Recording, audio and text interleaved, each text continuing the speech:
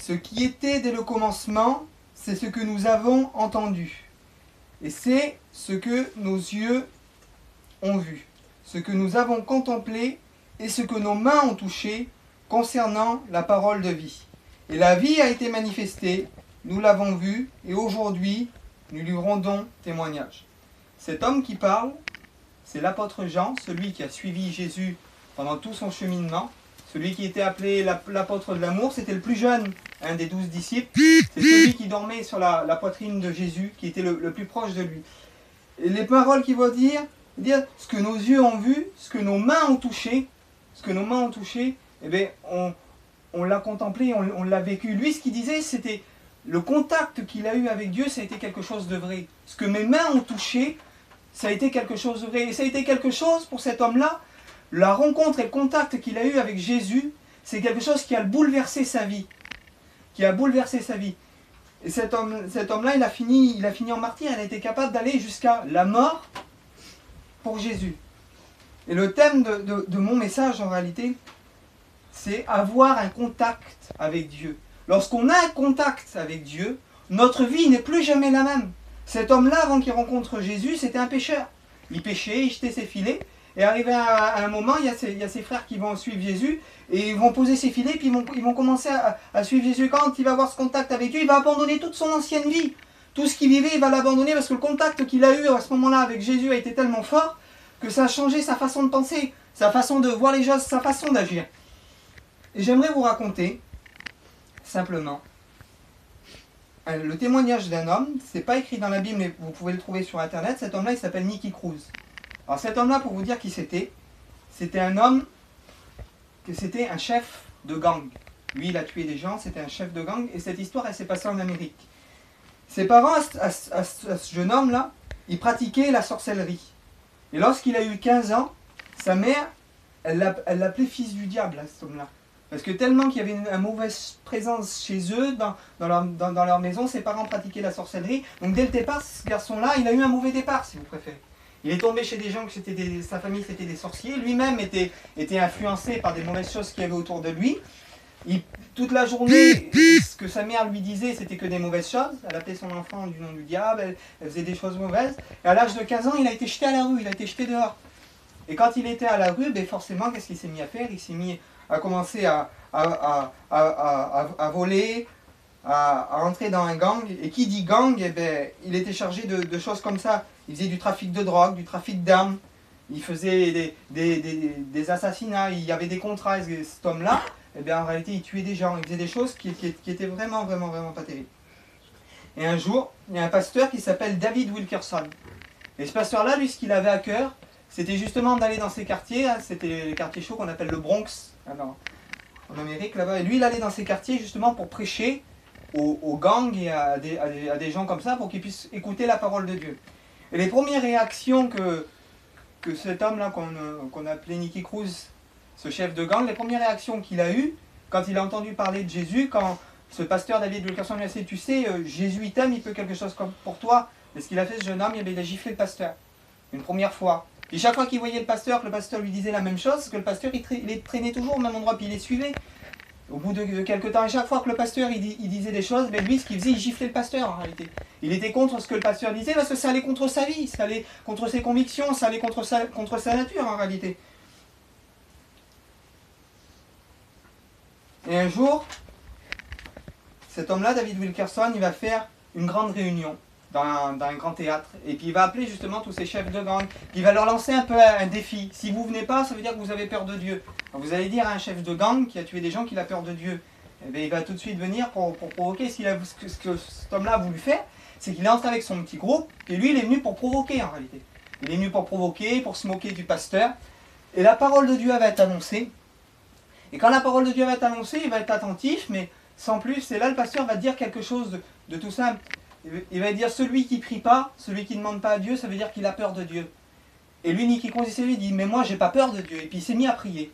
Et quand il s'est mis à prier, qu'il a eu un contact avec Dieu. Le contact, ça n'a pas été un contact de 10 jours, ça n'a pas été un contact d'un an. Ça a été un contact de quelques secondes, quelques minutes. Il a prié. Et quand il a prié, qu'il a eu un contact sincère avec Dieu, la Bible dit que les idées de cet homme-là, ils vont changer tout de suite. Là. Et que quand cet homme-là, il va se lever, le pasteur va lui dire, bon, on va faire une quête. Il va dire, toi Nicky, il dit, t'as qu'à faire la quête. Donc il va confier à Nicky Cruz le fait de faire la quête, et puis Nicky Cruz va faire la quête, et puis le pasteur va leur dire, vous allez aller derrière, vous allez compter l'argent. Et quand ils vont commencer à compter l'argent, il y a un des copains de Nicky Cruz, il va dire, Nicky, regarde, il dit, on a tous les sous du pasteur entre les mains, il dit, on va s'en aller. Et Nicky va se mettre à pleurer à ce moment-là, il va dire ce que le pasteur a dit, il dit, quand j'ai prié, il dit, Dieu est venu toucher mon cœur. Quelques secondes simplement, un homme qui était capable de tuer des gens, un homme qui était capable de faire des choses terribles en réalité, il n'est même plus capable de voler l'argent à un pasteur. Pourtant, pour lui, il était venu pour ça à la base.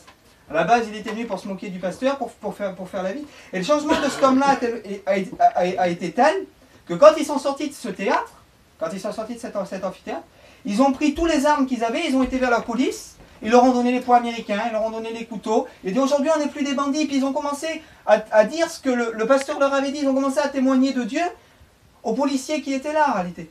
Pour vous dire que le contact avec Dieu, nous on n'est pas purs. L'homme il n'est pas pur, l'homme il n'est pas saint, l'homme il n'est pas droit. Mais maintenant si j'ai un contact avec celui qui est droit, alors il va me rendre droit. Maintenant si j'ai un contact avec celui qui est pur, eh bien il va me rendre pur. Maintenant moi des fois je mens, mais si j'ai un contact avec celui qui vit dans la vérité, eh bien Dieu va me transmettre à moi la vérité. Que lorsqu'on a un contact avec lui, il nous transmet sa nature. Être chrétien, qu'est-ce que c'est? C'est ni plus ni moins avoir un contact et une relation intime avec Dieu. Et quand on a un contact intime, une relation intime avec Dieu, touchez un feu qui est allumé, vous allez vous brûler. Touchez Dieu qui est saint, vous allez devenir saint. C'est ni plus ni moins que ça, la Bible. C'est ni plus ni moins que ça, les choses de Dieu. C'est s'approcher de celui qui est grand, de celui qui est saint, de celui qui est vrai, en disant, moi je ne suis pas pur, Seigneur, moi je ne suis pas saint, moi il n'y a rien de bon en moi, mais il y a du bon en toi. Alors que le bon Seigneur qui est en toi, eh bien, déverse-le dans mon cœur. Et lorsqu'on est sincère, qu'on est vrai, qu'on s'approche et qu'on veut changer, Dieu ne peut pas faire autrement. Parce que la Bible dit que Dieu ne mettra jamais dehors. Et c'est Dieu qui parle, ce n'est pas un homme qui a parlé. Jésus dit, je ne mettrai jamais dehors celui qui vient à moi. Lorsqu'on veut, comme j'ai chanté tout à l'heure, j'ai décidé de suivre Jésus. Lorsqu'on veut, lorsqu'on s'approche de lui, qu'on lui parle, lorsqu'on veut, Dieu il ne peut pas nous rejeter. C'est pas possible. Pourquoi? Parce qu'il nous aime. Parce que son désir à lui, c'est qu'on devienne comme lui. C'est qu'on devienne comme lui pour être avec lui en réalité. Pour être auprès de lui, parce que Dieu veut notre bien. Dieu veut notre bien. Et on va lire ensemble une histoire dans la parole de Dieu qui est importante.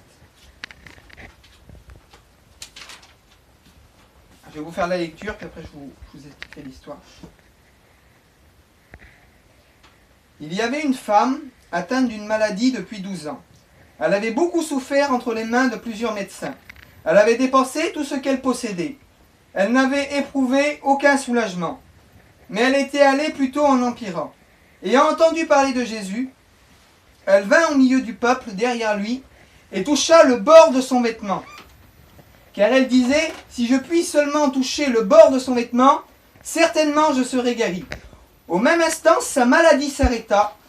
Elle sentit son corps qui était guéri de son mal, et Jésus reconnut aussitôt qu'une force était sortie de lui.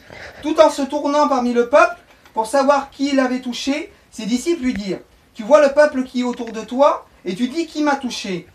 Et il regardait autour de lui pour voir si quelqu'un avait fait cela. La femme étant effrayée et toute tremblante, sachant ce qui s'était passé, elle vint se jeter aux pieds de Jésus et lui dit toute la vérité. Mais Jésus lui dit, « Ma fille, ta foi t'a sauvée, va en paix et sois guérie de ton mal. » Ce qui est important dans ce passage, c'est que cette femme-là, elle avait essayé à droite et à gauche d'apporter un soulagement à sa maladie, un soulagement à son cœur. Et on essaye des fois dans notre vie, quand il y a des petites choses qui ne vont pas, ben on se réfugie un peu dans l'alcool, un peu à droite, un peu dans la cigarette, un peu à gauche. Et on essaye toujours par ce moment de joie, en réalité, d'atténuer ce qui est un peu noir dans notre vie, ce qui nous manque en réalité. Et cette femme-là, quand elle va voir le bord du vêtement de Jésus, il y a quelque chose de très important dans ce passage. Ce qu'il faut savoir, c'est que Jésus, c'était un rabbin. Et les rabbins, ils avaient une habit qui leur correspondait, une habit qui était propre. Jésus, c'était un enseignant. Et tous les rabbins, sur leur habit, ils avaient des fils cousus qu'on appelle des phylactères, qu'on appelle des tzitzit. Et ces fils représentaient quelque chose. Ces fils qui étaient cousus représentaient la parole de Dieu. Les 613 ordonnances, les 613 commandements qui sont orales. Et dans ces commandements, il y en avait un en particulier qui disait « Je suis l'Éternel ton Dieu qui a le pouvoir de te guérir ». Depuis des années, elle avait cherché la guérison dans divers moyens, dans diverses solutions, dans diverses façons en réalité. Mais le jour où elle va vouloir toucher la parole de Dieu, il est impossible de toucher Dieu sans toucher à sa parole. Si tu veux voir ta vie changer, il faut que tu te conformes à ce qui est écrit. Tu ne peux pas toucher Dieu à ta façon à toi. Tu ne peux pas toucher Dieu sans demander pardon. Tu ne peux pas toucher Dieu sans venir et dire Seigneur, si tu viens devant Dieu et dire Seigneur, je mérite que tu me pardonnes. Eh bien, tu te trompes, c'est pas ce que la Bible dit. Si tu viens vers Dieu croyant tout recevoir, tout déchirer, tout arracher, ça ne marchera pas. Parce qu'il faut toucher Dieu à la manière de Dieu, il ne faut pas toucher Dieu à la manière des hommes. La Bible dit que Dieu ne rejette pas un cœur qui est humilié et un cœur qui est contrit. Mais humilié, c'est quoi? Quelqu'un qui est humilié, c'est quelqu'un qui sait qu'il ne mérite pas de recevoir. Et moi, je vous le dis aujourd'hui, je ne mérite pas de recevoir. Et quand on a cette attitude de dire Seigneur, je ne mérite pas, mais tu veux me donner parce que tu m'aimes, alors on s'approche de Dieu d'une façon différente. Et quand elle va toucher le bord de son vêtement, quand elle va faire de ce qui est écrit dans la parole de Dieu, elle va faire de ce qui est écrit dans la parole de Dieu, cette promesse, ça va la faire sienne. Et il y a plein de promesses dans la parole de Dieu. La parole de Dieu dit, je vous laisse ma paix, je vous donne ma paix, pas comme le monde la donne. Et peut-être ce soir, parmi nous, il y en a parfois qui manquent de paix, qui sont agités. Tu peux faire de la parole de Dieu, cette promesse-là, tu peux la faire tienne, en touchant Dieu, en disant, Seigneur, moi, cette paix-là qui m'est inaccessible, cette paix qui m'est inaccessible pour moi, pour mon foyer, pour mes enfants, mais je veux toucher le bord de ton vêtement, Seigneur. Je veux que cette promesse qui est écrite dans ta parole, je veux la faire mienne. Shannon, elle avait besoin de consolation lorsqu'il lui arrivait ce problème. Mais elle a touché le bord du vêtement de Jésus. Parce que le Seigneur lui dit, même si ton père et ta mère t'abandonnent, moi l'Éternel ton Dieu, je ne t'abandonnerai jamais. Je t'ai gravé sur mes mains. Moi je consolerai ton cœur. Dans la parole de Dieu, il y a tout ce que l'on a besoin en réalité. Chacune de nos situations, chacun de nos problèmes, chaque chose que notre vie passe, lorsqu'on touche Dieu, lorsqu'on dit Seigneur, je veux toucher le bord de ton vêtement, je veux toucher ta parole, je veux faire de ce qui est écrit dans ce livre, je veux le faire mien. Et lorsqu'on veut faire de ce qui est écrit dans la parole de Dieu, lorsqu'on veut le faire nôtre, Jésus va dire une force est sortie de moi. Dieu ne peut même pas le retenir. Lorsqu'on veut toucher Dieu et lorsqu'on veut faire de ce qui est en Dieu le faire nôtre, Dieu ne peut pas le retenir. Dieu ne peut pas te refuser la bénédiction lorsque tu t'approches de lui en voulant toucher sa parole. En voulant faire de ce qui est écrit dans sa parole, en voulant le faire tien. En voulant recevoir en réalité de Dieu. Ce soir, je vous encouragerai simplement à courber vos fronts et à dire Seigneur, moi, je voudrais te toucher. Je voudrais te toucher, je voudrais apprendre à te connaître. Je voudrais apprendre à toucher ta parole, à comprendre ta parole, à comprendre qui tu es. Seigneur, tu peux dire à Dieu ce soir, Seigneur, des fois je suis peut-être pas terrible, mais je veux te toucher pour être meilleur. Je veux avoir un contact avec toi pour être meilleur. Et j'aimerais simplement qu'on prie Dieu. Si tu sais, si Nicky Cruz, lui qui était bandit, chef de gang, qui avait tué des gens, a été capable en touchant Dieu de changer, d'être pardonné, d'avoir une autre vie, Nicky Cruz, c'est devenu un grand pasteur. Il a prêché en Amérique, il est venu faire des séminaires en France, c'est devenu un grand évangéliste. Il n'y a rien qui soit impossible à Dieu. Lorsqu'on veut toucher Dieu, il n'y a rien qui soit impossible. Vous savez, dans le monde, il y a beaucoup de force. Mais quand on s'approche de Dieu, c'est lui le plus fort. Le chef du monde, c'est lui. Il est plus fort que tout. Et quand on s'approche de celui qui est le plus fort, alors il n'y a rien qui peut nous en détourner. Il n'y a rien qui peut venir arrêter nous atteindre. Donc on va prier Dieu. Et pas en respect devant moi parce que vous ne me devez rien, mais parce qu'il y a Dieu qui est ici. La Bible dit quand 2 ou 3 s'assemblent, eh bien Dieu est au milieu. Par respect pour Dieu, j'aimerais juste qu'on courbe les fronts et que juste simplement que tu lui parles. Peut-être tu ne l'as jamais fait, peut-être tu ne lui as jamais parlé, mais tu peux le faire ce soir. Simplement même 2 ou 3 mots, tu lui parles dans ton cœur.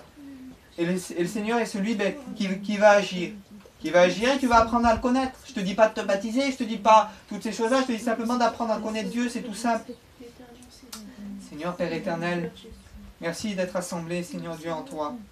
Merci d'être assemblé, Seigneur, dans ta présence.